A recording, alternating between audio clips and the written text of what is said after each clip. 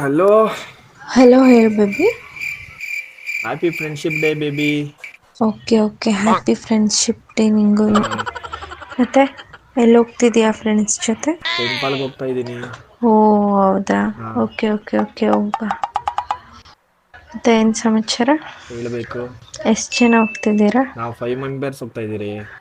Okay okay ಹುಷಾರು ಆಯ್ತಾ. Gift. Gift ಕೊಡಲ್ವಾ ಹಾ ಗಿಫ್ಟು.